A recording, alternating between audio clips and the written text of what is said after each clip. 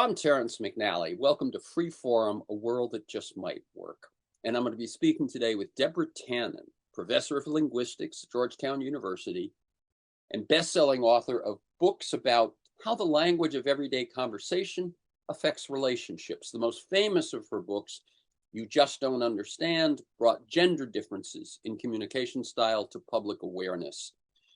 You can learn more about all of her work, her whole career, at DEBORAH.com, Deborah, D-E-B-O-R-A-H, Tannen, T-A-N-N-E-N, all one word, DEBORAHTannen.com.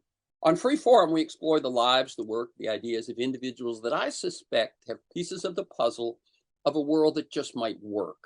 We look at politics, economics, environment, science, health, culture, all based on the fact that I believe we can do better, and I want to find out how. The show streams weekly on the Progressive Voices Network on TuneIn.com, and podcasts are available anytime, anywhere at Apple Podcasts, Spotify, most major podcast sites, and at my site, terrencemcnally.net, TERRENCEMCNALLY.net. As many of you may know, I've been recording these conversations since 1996. In addition to their existence as podcasts, for the last 10 years or so, they've been playing weekly on the Progressive Voices Network on TuneIn.com. I don't want to feel the pressure to produce a new one every week, though I often do. In fact, this is the fourth I've recorded in the last 8 days, and I do not recommend that pace. So my agreement with Progressive Voices is to deliver a new show every 2 weeks and supply an archived one on the weeks in between. And recently I played a 2002 conversation with today's guest, Deborah Tannen. And when I did so, I realized, though we'd done a few episodes together back in the early aughts, I hadn't spoken with her in at least 15 years. And so I reached out to fix that. So there's no new book we're going into in depth today. Instead, I suggested we look back at her path, the questions she's chosen to pursue, the ways language, conversation, and communication have changed over the years, lessons learned, surprises, fears, that sort of thing. And thankfully, she agreed. Deborah Tannen is a distinguished university professor in the linguistics department at Georgetown University, where she has taught for 44 plus years. She's the author of several books about how the language of everyday conversation affects relationships. Her book, You Just Don't Understand, Women and Men in Conversation, was on the New York Times bestseller list for nearly 4 years, including 8 months at #1. Other books include Talking from 9 to 5, Women and Men at Work, I Only Say This Because I Love You, Talking to Your Parents, Partner, Sibs, and Kids When You're All Adults, You're Wearing That, Understanding Mothers and Daughters in Conversation, You Were Always Mom's Favorite, Sisters in Conversation Throughout Their Lives. In what seems sadly prescient, she published The Argument Culture, Stopping America's War of Words in 1998. Her most recent book is a memoir, Finding My Father, His Century-Long Journey from World War I Warsaw, and My Quest to Follow. And she's also published poetry, short stories, and plays, and been, in magazines and newspapers like crazy over all those years. So welcome again, Deborah Tannen, to Free Forum, a world that just might work. Well, thank you. Thank you for that introduction, and thank you for inviting me on again. And let me tell listeners, we're recording this Wednesday, December 10th. So I always open with a form of this question. I like listeners to get a feel for the people besides the work and the ideas we talk about. So can you tell us in your words about your path to the work you do today? Now, in your case, I had the privilege of viewing the Life and Learning address you gave at Georgetown last year, where you did exactly that.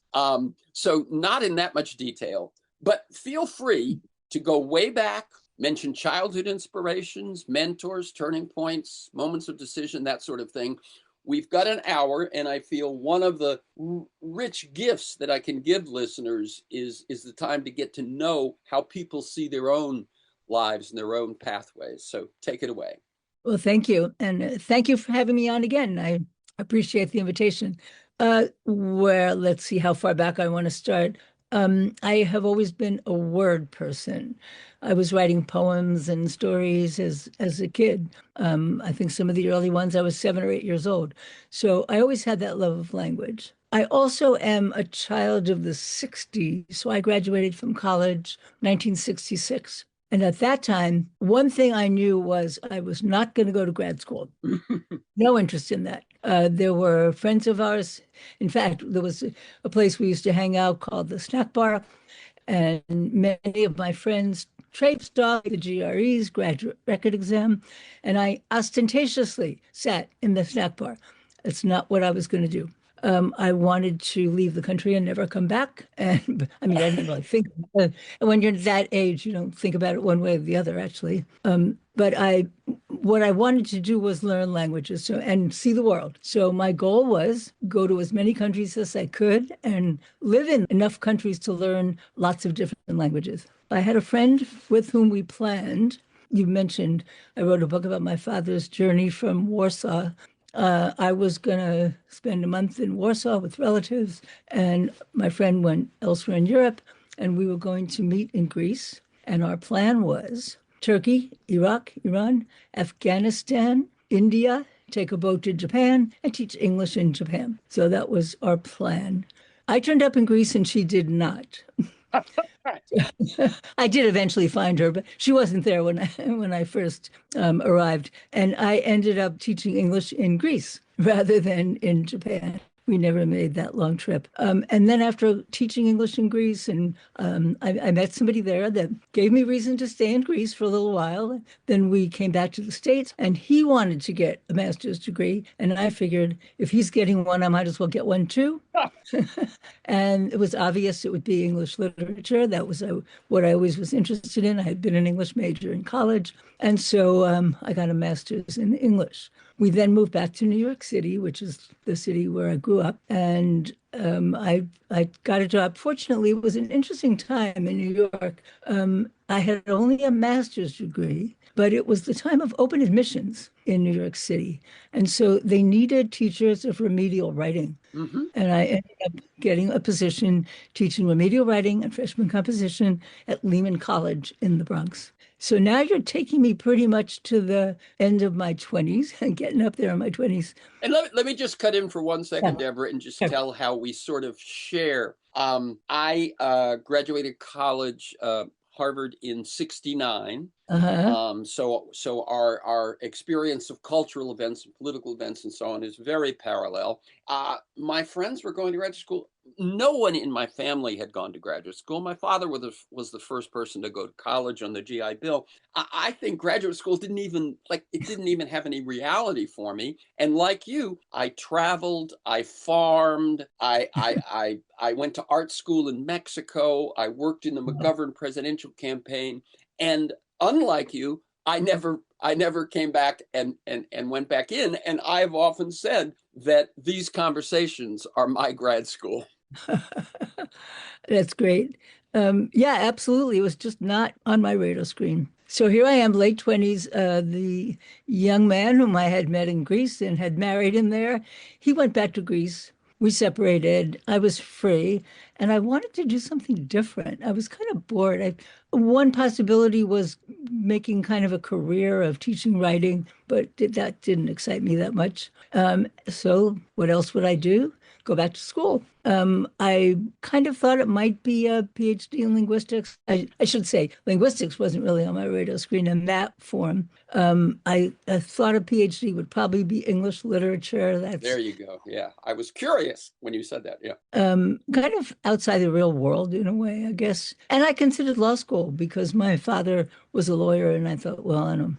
I Mm-hmm. thought that meant taking a subway to work every day, 9 to 5. That didn't appeal to me. But one thing that had stuck in my mind when I was working on my master's in English, and that was in Detroit, Michigan, Wayne State University, I saw a poster about a linguistic institute. And a friend of mine there kind of pointed out, and she said, she had been to one because her husband was a linguist. And she said, I think you'd be interested in that. And that kind of stuck in my mind. And I thought, okay, I'm free now. Why don't I just go and see what that linguistics is all about? I was so lucky. I often think about this. The stars are aligned in certain ways at certain times. I was so fortunate. Just that summer, the Linguistic Institute, I should explain what that is. The Linguistic Society of America, the academic organization for academic linguists, runs a summer institute at which they invite faculty from all over the country, and students come from all over the country and the world. And there's usually a focus of some sort. Just that summer, the focus was, they called it language in context. And that is, rather than the more technical side of linguistics, it was focused on what I would now call sociolinguistics, wasn't called at the time, but the study of everyday language, everyday conversation. And many of the people, it was a turning point, a zeitgeist. I think in many academic disciplines at that point, people were turning attention to everyday behavior. Philosophers looking at everyday language, historians not writing history of war, but what was life like for people back then. So I think it was kind of in the air. And I was just so fortunate that I took courses on analyzing conversation, and I thought, this is what I want to do. And one of the really influential courses I took was someone named Robin Lakoff, and she was at that time just turning her attention to what is language like in conversation. So a friend of mine that I made at that summer said, if you want a linguistics degree and you think this is linguistics, you have to go to Berkeley. Which And is I where did. Robin Lakoff was, correct? He was there, Yeah. yes, but others were there too. Someone named John Gumpers actually ended up being the person I worked with more closely at Berkeley. He's an anthropological linguist, linguistic anthropologist, you might say. And it was this framework that you could compare groups of people talking based on their use of this. He called them contextualization cues. I ended up calling it conversational style, but ways of talking would influence the relationship, people's judgments of each other, but also it was a way to understand how we're making meaning with language in our lives. So I'm being very detailed here. I'll be a little bit faster going forward. But this is I'm with you so far, because exactly this. It's like two things I'm getting from what you're saying. One is the kind of the revelation of how the next 44 years happened, the next, and second, the point that you made in that address I saw from Georgetown, which is that timing, serendipity, coincidence, the stars aligning, both of those are coming through in what you're sharing with us. Yeah, that is so true. It is. I can't tell you how often I think, would I have gone into linguistics had I gone any other summer? Because the Summer Institute did not focus on this topic until I ran one in 1985. That was the next time they visited that topic. Right. So 1973, and I was 28. So you could figure out how old I am now, which is very old.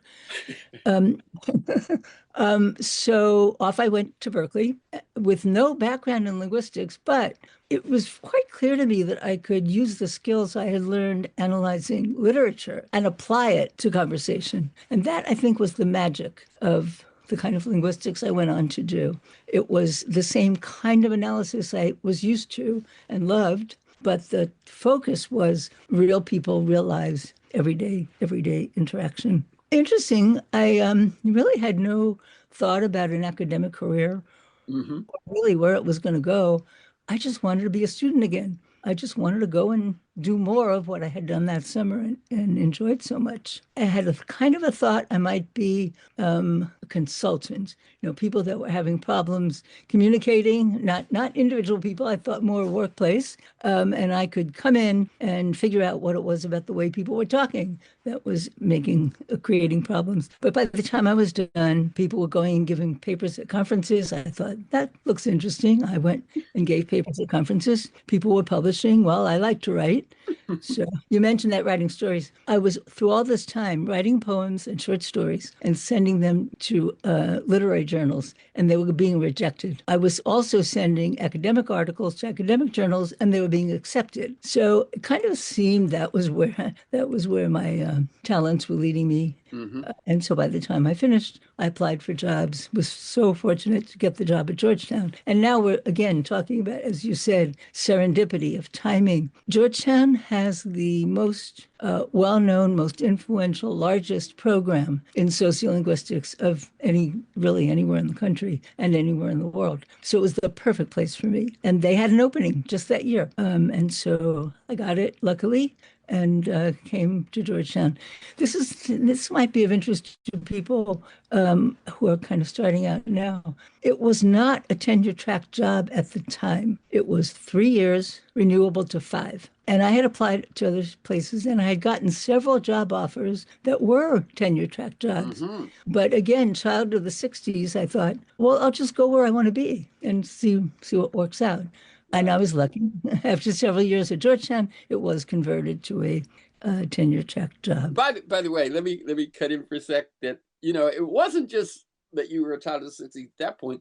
You actually mentioned in that address I saw that Hunter College High School, which you Oh, got into and which you said in that address changed your life. That that you got 4 A's and a D, and you said you took that as a badge of honor. It showed that when you cared about something, when it interested you, you could excel, but you weren't going to just chase grades. yeah. Okay.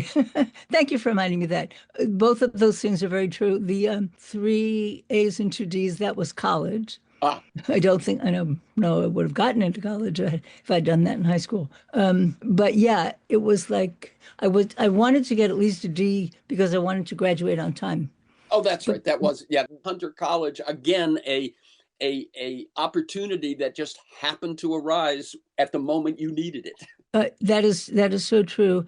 How did I know about Hunter College High School anyway? My parents were both born in Europe. My father in Poland and Warsaw, as I just said, my mother in Russia. They came to this country. It was really the tail end of that massive 1920. In 1921, they began. Her father and some siblings were already in the United States. Her mother and several other siblings, including her, tried to come in 21, and the quotas had already kicked in. So they had to kind of wait, almost hide out in Poland for a couple of years before they could come to the States. They came in 1923. 1924 was the end of immigration. It was an era of anti-immigrant fervor, as we're living through right now. And the doors slammed shut. Yeah, they just made So, it. yes, yes, in under the wire, just another serendipity of timing. Yeah. And I asked my family about that. They didn't see it coming. I mean, they just came in 1920. So yeah, schools or education opportunity. They assumed I would go to the local high school and go to one of the free colleges in New York City. But my older sister was getting her master's degree in education at Hunter College. And so she knew about it and suggested that I take the exam for Hunter College. Oh, what the hell? Might as well take the test. When I think I did say this in the that other talk, the principal called me in to tell me that I had been accepted, that I passed. And I was not only the only one at my junior high, but he said that whole area of Brooklyn. Yeah. And so I was flat. I was flattered. And I thought, oh, I guess I guess this is worth it since it's hard to get. And so I accepted. But the night before, I don't know if I said this back then, the night before the first day of school at this high school, I was panicked. Right. You said I you would have, you you you were going to back out. I wanted to back out. Yeah. I told my parents, I changed my mind.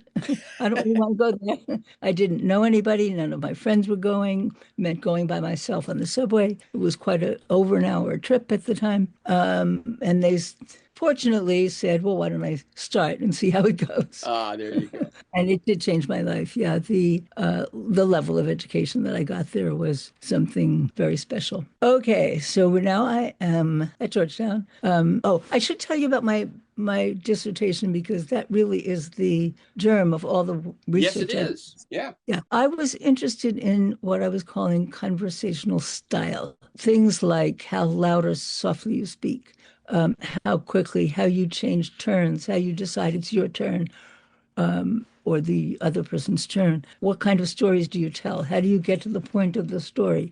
Relative directness or indirectness. Because I had lived in Greece, I was interested in the fact that Americans compared to Greeks, and especially me as a New Yorker, were more relatively direct. Hmm. And I actually wrote my master's thesis was about that. And I tested among Greeks, Americans, and Greek Americans their interpretation of a conversation where a spouse asks the other, "Do you want to go to this party?" Does that mean that person wants to go or not? Americans, like me, no, it's just a question. Greeks, typical, oh yeah, she wouldn't ask or he wouldn't ask unless they wanted to go. So this tiny example of the way language works in many, many cultures. Right. Same words, different meaning. Yes, and you don't put all the meaning into words.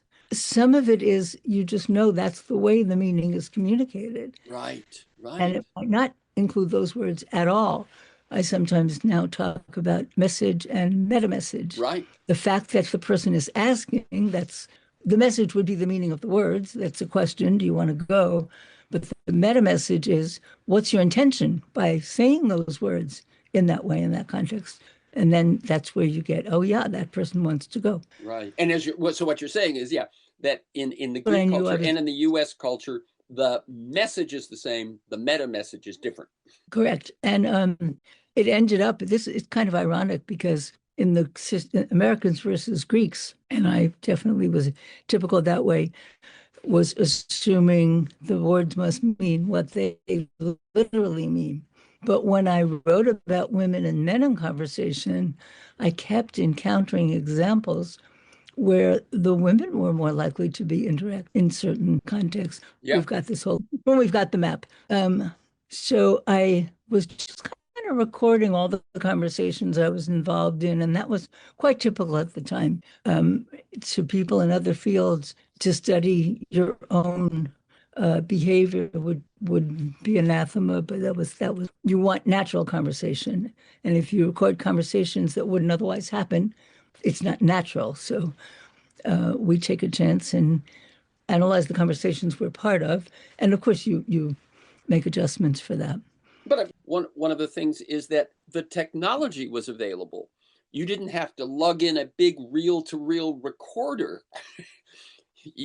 But they had reduced Yes, the size yes. of the technology enough that you could tape your everyday conversations in a way that wasn't, ridiculous. Yeah, thank you for pointing that out. That's so true.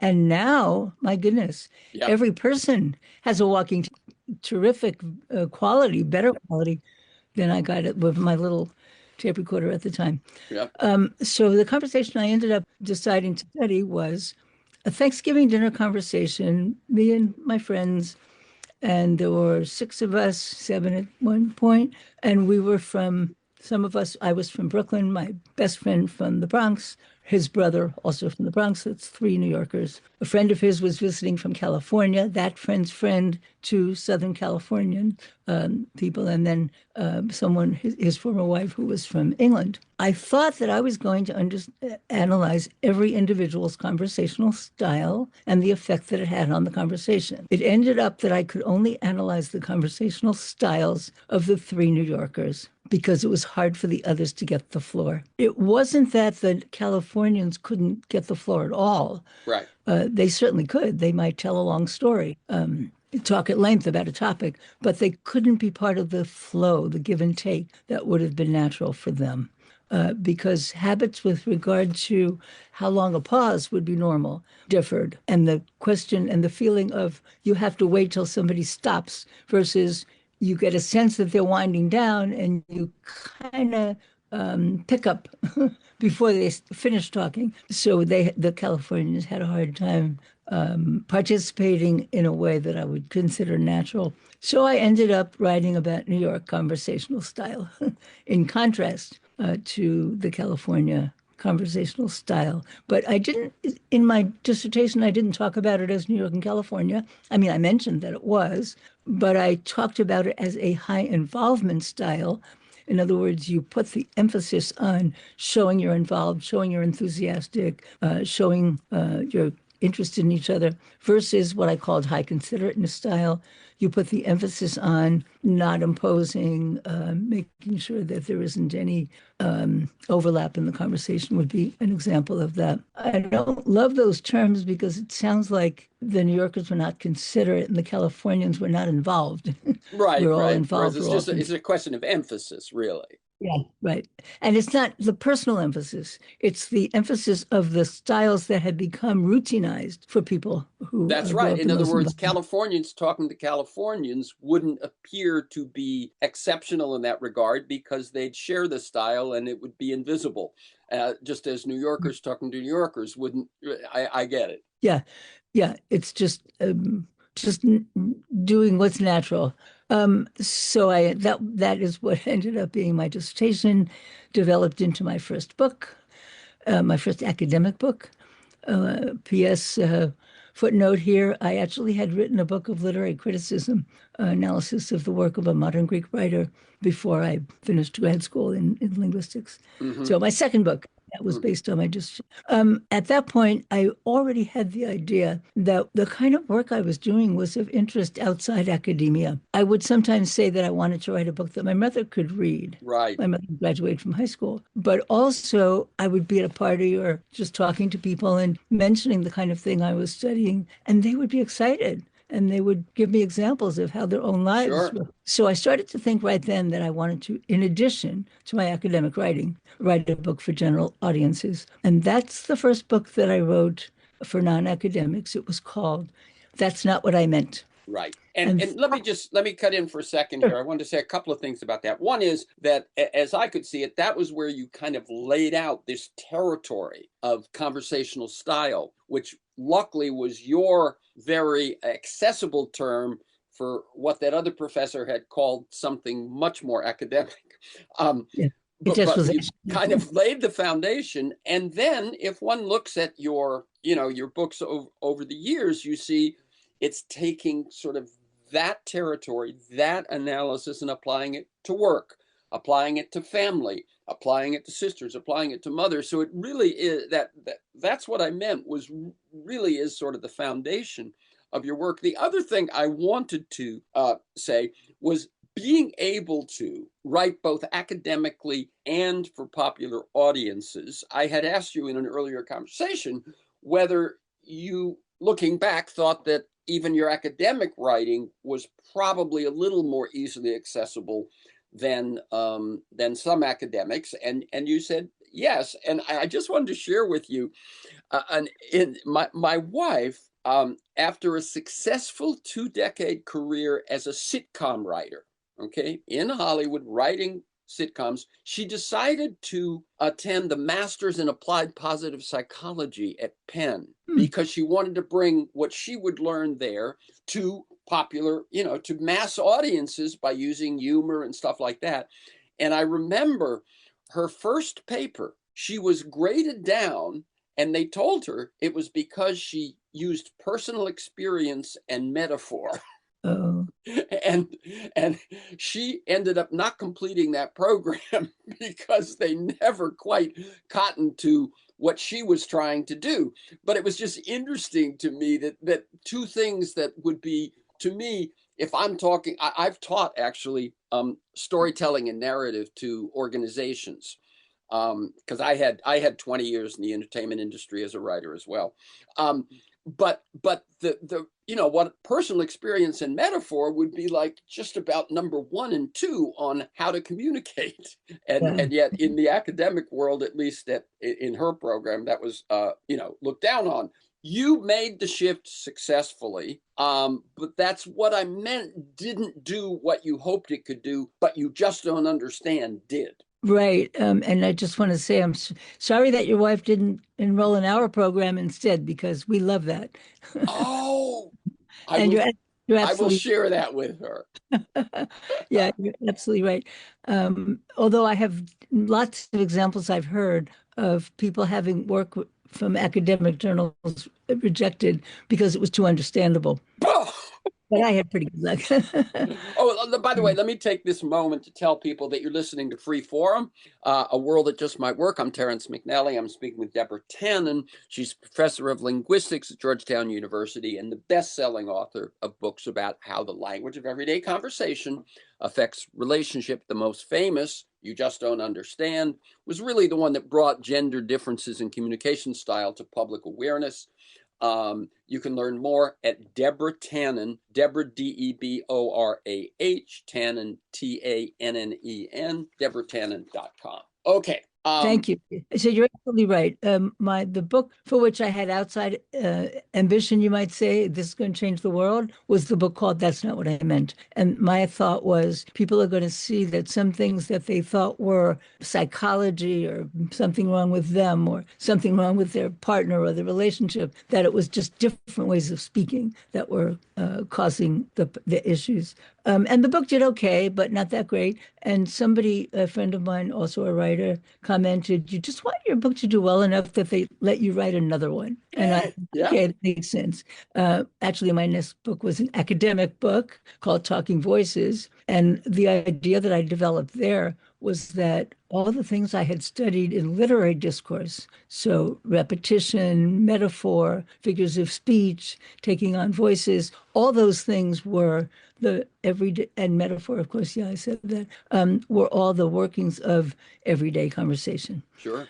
So that was, and then the chapter that got the most attention in my book, That's Not What I Meant, was the chapter on gender. It was not my research that I was reporting for the most part. Robin Lakoff, who had been one of the people that actually inspired me to go into linguistics, she was the founder of the field of gender and language. But that was not the path that I had taken while I was in grad school. As I said, I was more influenced by John Gumperz. Right. So I wrote the book. That's not what You Just Don't Understand, because that's what people seemed interested in. And I did the research on gender and found it very interesting myself and was completely shocked by the level of attention that that book got.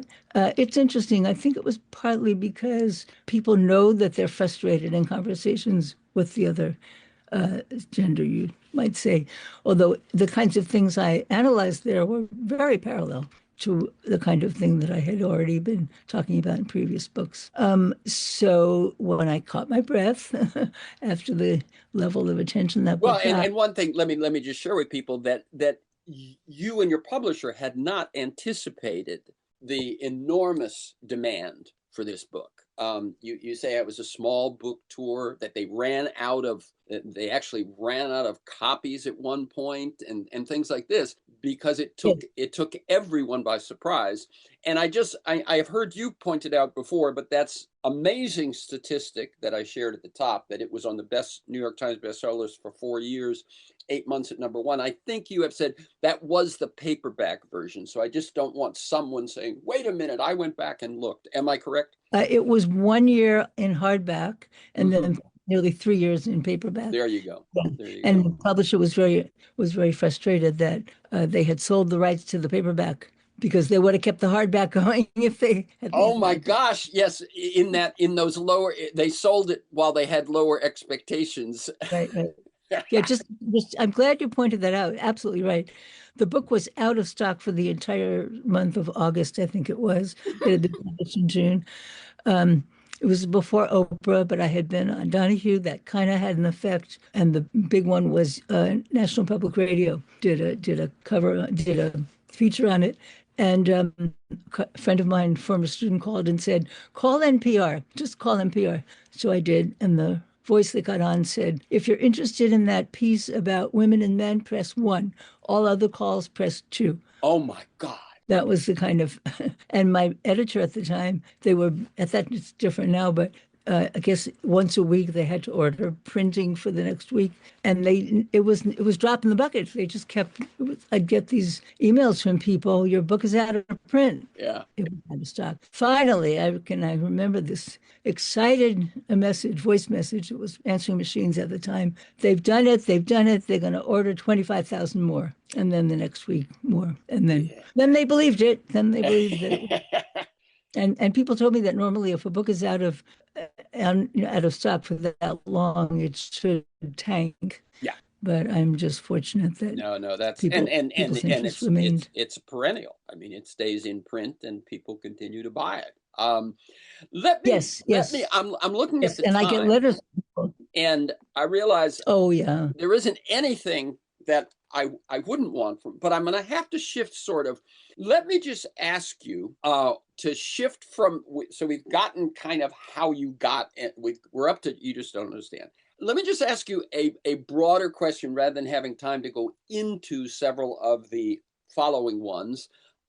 Sort of how you chose your questions and whether, as some other guests of mine have said, one book just would naturally come out of the previous book, or by the time I finished that one, I knew what was next. And in a way, you've already said that because it was the fact that the most popular chapter in That's Not What I Meant led you to You Just Don't Understand. So just how you've chosen your books over the years. And then I want to shift to some questions not about your writing, but about our current situation in terms of communication and your perspective on that. But so how have you chosen the questions that have excited you in the books you've written? That is, and I'll try to be briefer in my answers. Uh, Absolutely. Each one led to the next. So we saw You Just Don't Understand go out of That's Not What I Meant. People were saying to me, what about the workplace? I spend more time talking at work than I do at home. And so I undertook significant research and wrote the book, Talking from 9 to 5. It's about workplace talk. The next book that I wrote was The Argument Culture, which you referred to. And that really was a response to some of the responses I had gotten to the previous book about gender, that people would be, this wasn't the norm, but they would frame it as the war between the sexes. And I Mm. saw it as the peace treaty between the sexes. And within academia, it was actually demonized for a while. Every article in Language and Gender had to start by saying how terrible I was. And they did it by, from my perspective, misrepresenting what I had said. And I thought, why would they do that? Aren't we about finding truth here? And I had to focus on the aspect of academia, and it's not all over, but it's definitely there, that you position what you're saying against somebody else so that you have a starting point and you make yourself right by making others wrong. And I wrote the what argument you're culture pointing out, started. by the way, is that it isn't just in politics or media that this argument culture exists, but that, as you're just saying, it's in some ways the very uh, the very nature of academic work as well, Yes, right? I mean, yes, it's our way of framing things. yeah. Set up a debate, and on the media, get the two most opposing views and let them fight it out. That'll be interesting to watch. But it isn't. People tune it out. And so I ended up writing The Argument Culture, and it was about the press, politics, and law, and how setting things up as a fight, this adversarial spirit, can actually suppress knowledge because you're so busy finding the things that are going to make you right and somebody else wrong. You don't see ways that your ideas could be integrated, could work together. Um, Yeah, and I it's think, funny. as I said in So the I thought that introduction, that book the is book, from 1998. yeah, And to look at, so that's oh my 27 goodness, years, it's to so much look at worse. where we've gone in, you know, Yep. one could say that the argument culture was a bad pathway, but it wasn't as full of vitriol and lies and so on as it has become. That in some sense, the argument culture was sort of an acceptable level of debate. And what's happened in the time since, it seems, is not just on steroids but distorted and all of that. Would you tend to agree? You know, I agree completely. It's Yeah. gotten worse by magnitude, but it was bad back then. I mean, even then, I quoted people in politics Yes. that were saying they quit because you can't work together anymore. You know, it's you can't be friends across the aisle anymore. People are more interested in fighting than in getting stuff done. That was back then. And Um, let me just actually share with you something that I interviewed George Packer. He wrote a cover article last year in the Atlantic about Phoenix, Arizona, and he just spent a lot of time there. And he said that Phoenix was able to come up with a workable policy for water 20 years ago, 30 years ago, in the 80s. And that now, conditions have changed, both of the Colorado River, of the population, and so on, and they need to come up with a new one, and it's seeming impossible. And he said, as he talked to people, and this speaks right to it, he said, in the 80s, which is, there were interests. There was the farming interest. There was the development interest. There was the environmental interest. He said, now there are enemies, and Yeah. that's the difference. Yeah. Yeah. So I said I was going to try to move more quickly from one Yeah. book to the next. I'm not doing that great. But yeah, I talked a lot about that, all those aspects back in 1998, and I was thinking, oh, maybe it's too late. I missed the moment. It Yeah. has gotten so much worse. But writing about the public discourse was depressing. I didn't enjoy it the way I enjoy Ah, writing all my interesting. other books. I, I wanted to, it was like I was doing it as a obligation to You point felt it out needed something to I be thought was, done. Yeah. yes, absolutely. So I wanted to get back to everyday conversation, and that's why I wrote the book. I only say this because I love you, about adult families. The chapter in that book that got the most attention was the mother-daughter There you chapter. go. All the people that were interviewing me wanted to talk about mothers and daughters. And so I wrote the book, You're Wearing That, which can be said by daughters to mothers as well as mothers to daughters. Yeah. And so that's how I wrote that one. It was the publisher that said, well, you've done that. Why don't you do sisters? Mm-hmm.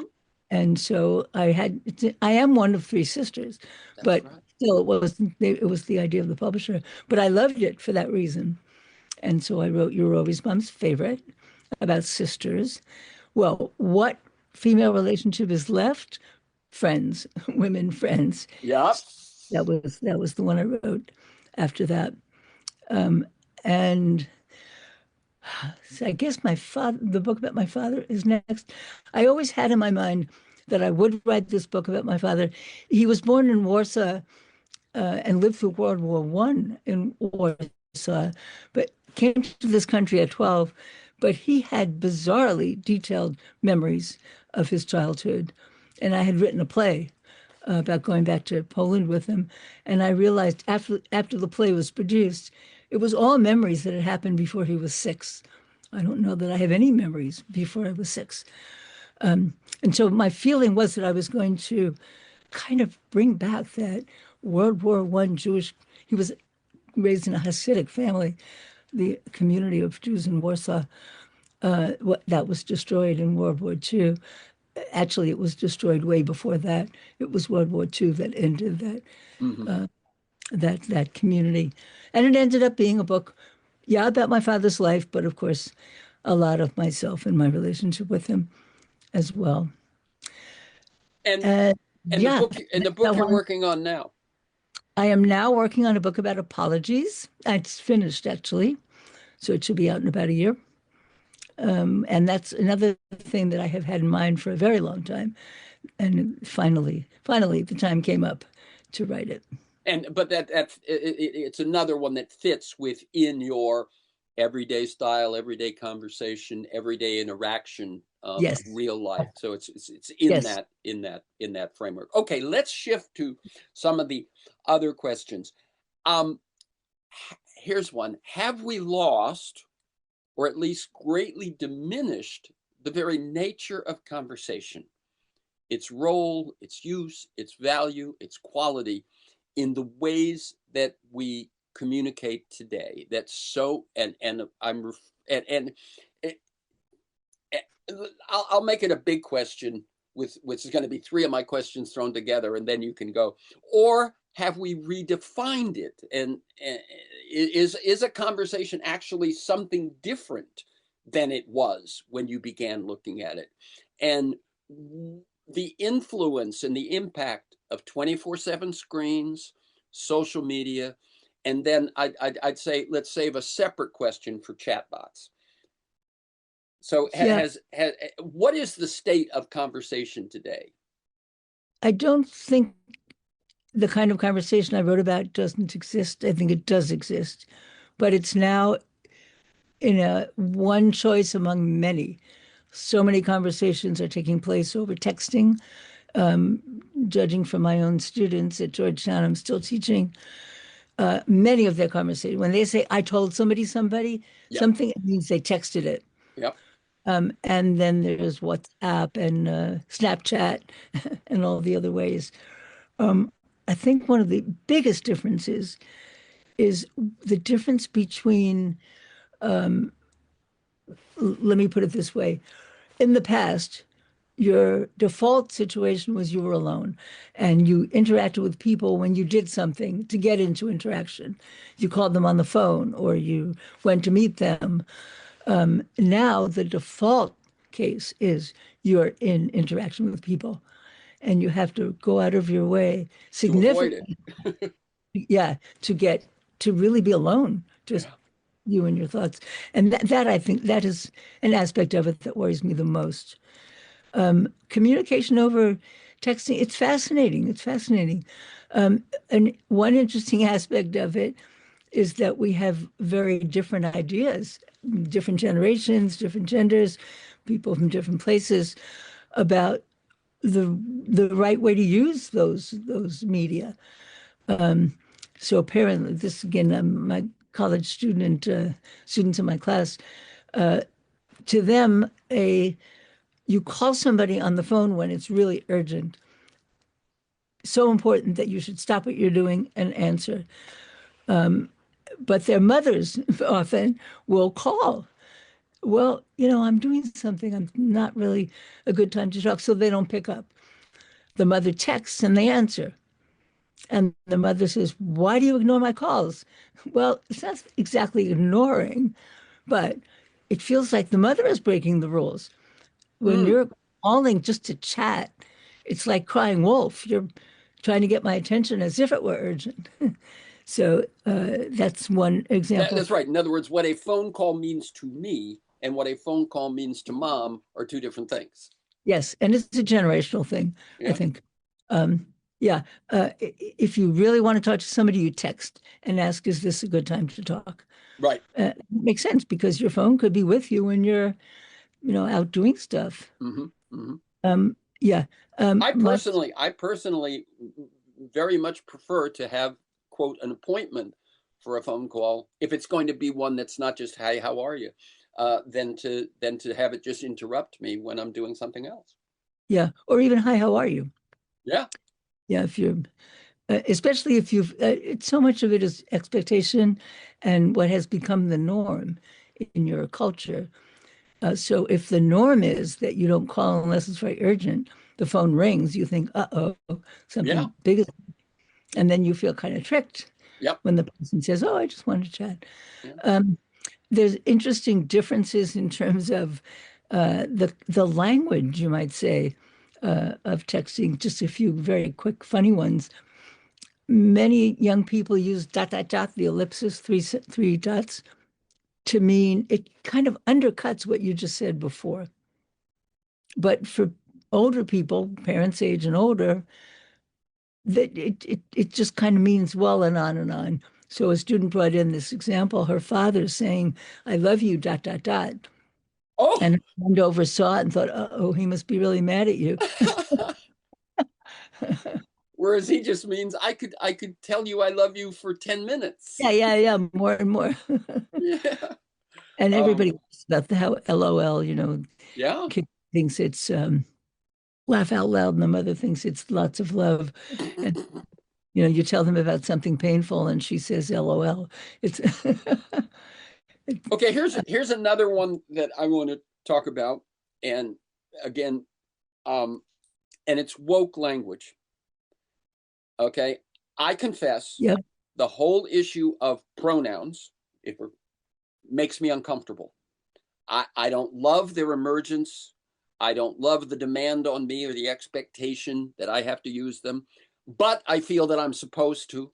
So, It's not just that they exist makes me uncomfortable. It's like, what do I do?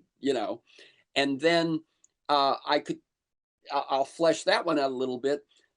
Does the kind of equity language that we have used to, homelessness is now people who are home insecure or something, right? These sorts of, is this actually progress, or is it reducing things to euphemisms? We've long said that if you can't name it, you can't confront it, you can't solve it. And yet, are we kind of neutering our naming with some of the language that woke academia seems to demand? And one of the things that I felt was different about you and I was that I have no experience in academia, whereas it seems to me that is the hotbed of the pronouns, the equity language, etc. So your perspective on all of that. I don't think what's happening is very different from what has always happened. Usage changes. Words that were appropriate at one time no longer are. There was a time when the word job was not in the dictionary because it was too slang. The way you refer to women, my father was always talking about get a girl to do that. And you could say that it's wokeness, but the women's movement pointed out that Mm-hmm. you don't say boy, you say Right. man. And so when women are 30, 40, 50 years old, they should be also get that respect. I think what's different is the rapidity with which all these things are happening Ah, and how widespread the talk of it is. You would remember this. Remember when Miss Miss and Mrs. were and the Ms. standard. Right, all that. Yeah, Yeah. any form you filled out. If you were male, you said Mr. If you were a woman, you had to pick whether you were married or not, Mrs. or Mm-hmm. Miss. And again, women's movement. Wait a minute, why should we have to tell you whether we're married or not? Why should that define who we are? There was a lot of resentment and opposition to adopting Ms. Now it's normal, just Mm-hmm. part of normal life. MS, Ms. I think of that when I hear people saying, "Oh, I can't do those pronouns. It's just too hard." It is confusing, but if it means something to people, what's the big deal? Might as well try and do it. But I agree with you that it's confusing. Um, Well, one thing that I'm I afraid don't. of I just, uh, is that it has emotional and cultural charge, which means it can have political cost. And are the benefits commensurate with the cost? Now, I don't say that every person who's demanding a pronoun has to say, "Oh, I can't demand that pronoun or ask for that, request that pronoun because it'll cost us the next presidential election and I'll elect Trump." I mean, although in the macro, to some extent, his biggest ad was about pronouns. yeah, It's fraught. I know I totally see your point of view, but maybe it's the linguist in me that tends to accept Ah. people are using language a certain way. There's a reason. So let's understand what that's doing for them, rather than one of my colleagues used to say, the world is going to hell in a handbasket and language is leading the way Ah. approach. My colleague Roger Shai used to talk that way. Yeah, I think it's not that different from the way people always have been about language. The way you talk associates you with a group. It lets people know what your positions are, what your way of being in the world is, because you're talking like other people that they know who talk that way. Mm-hmm. But definitely it's there's something more going on now. I think it's because things happen so fast and because the word gets out so fast that it gets when something is online, it's everywhere. Mm-hmm. Mm-hmm. That's that's that's my take on it. There, My so yeah, there isn't a gradual acculturation of something sort of changed in New York, and then it kind of spread to New England, and then it was on television, right? Now it's right. like it's out there, and you can be called to account, Yeah, but I from do think any Yeah. angle at any hour of the day. Yes. But Let me, I do also want to go back to the point that you made, highlighting the point I made in the book, The Argument Culture. It is part of the fact that we are approaching everything in this adversarial spirit. We're yes. so ready to be angry at the other people and think they're terrible people. So that I think is something that is being applied to language and is unfortunate, but is part of the culture. Yeah. Let me ask you, and let me make this a final question, Deborah. If you were starting your career today, what would you want to focus on? What questions would you be wanting to pursue? And you know, it's like obviously your latest book is Apologies, something you've been thinking, but that's kind of based on an ongoing career. If you were coming out of Berkeley today, what do you think would be your, you know, your focus, your aim? I guess I'd have to be at Berkeley and see what people are doing there to know. My gut feeling is I'd always want to do the same thing. This is what I love. I love language, but I want to understand how people in their everyday lives are using it, and I would always be the same. I would have to be taking into account the all the ways people are having conversations now, but I think it would be the same. But the Uh, truth is, I don't know because I was influenced by the work that was being done at that time. Yeah, So yeah, I think that that larger definition of conversation that we talked about that includes texting and includes right. these other things, and now there's a visual component, you know, that you know wasn't Yes. in a phone call and so on. Yes. So it would still be everyday conversation. It's just that what everyday conversation is a different animal. Yeah, you're right. And I would probably be taking all that into account. I want to add one more thought about Sure. the what we were saying, this, is it better or worse that all these conversations are taking place the way they are? My sister commented a few days ago, she realized that she had not interacted face to face in person with anybody, but she had communicated with 18 different people through Zoom, texting, all the the different ways that we communicate. And she told me because she knew I'd be interested. Yeah. Is that is a gain as well as a loss?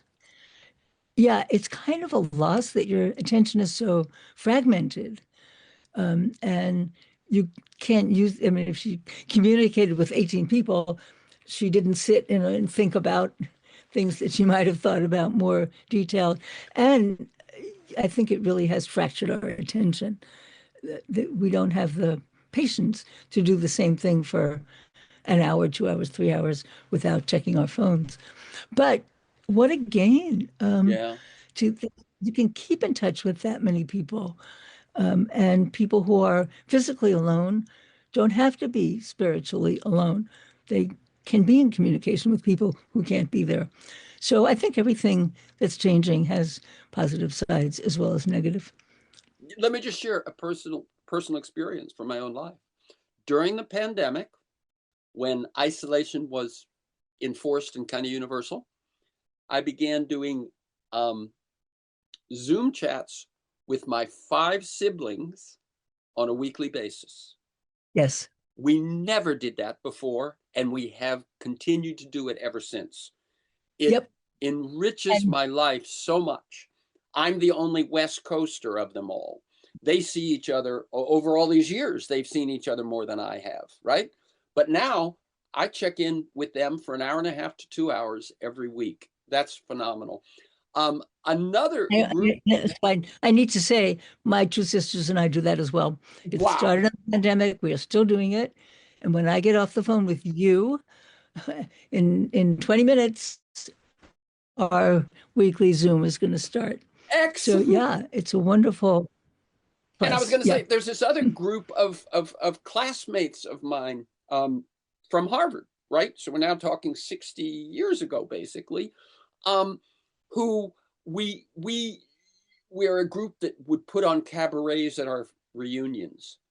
And during the pandemic, we reached out to each other and said, why don't we read plays or something? And we now do something every 6 weeks where anyone shares a reading, a song, something like that. Well, those are among my closest friends now. because I share I love that. meaningful Yeah. time with them every 6 weeks on Zoom. Yep. Yeah. Now I can't say I do that too. Wish I did. That sounds wonderful. Yeah, absolutely. Okay, I'm gonna let you go. This has been wonderful. And as I say, we got the sort of the personal life story, and then we reflected on the current situation. And I'm really glad we're able to cover all of that. So again, a few of Deborah's books are "You Just Don't Understand," "Talking from 9 to 5," "I Only Say This Because I Love You," "The Argument Culture." The website is DeborahTannen.com. That's DEBORAHTANNEN, one word.com. For this conversation and many others, as well as articles, to join me in pursuit of a world that just might work, go to TerrenceMcNally.net, TERRENCEMCNALLY.net, or a world that just might work.com. They're the same website. If you want to get my announcement telling you who's going to be on, what we're going to talk about, and usually links to 10 or 15 articles to flesh out the conversation, email me at TEMcNally, McNally, TEMcNally@mac.com. You can subscribe and listen to the Freeform podcast at my site or at Apple Podcasts and most of those other major sites. You'll find an archive of hundreds, including Michael Lewis, Naomi Klein, Robert Reich, Bill McKibben, Connie Rice, etc. Doris Kearns Goodwin, on and on. You can follow me on Twitter at McNally Terrence. Thanks to Kiana Williams in production, George Vasilopoulos at Progressive Voices, and most of all, you, my listeners. Please share this podcast widely. And finally, thank you, Deborah Tannen, and keep up your good work. And thank you so much for inviting me.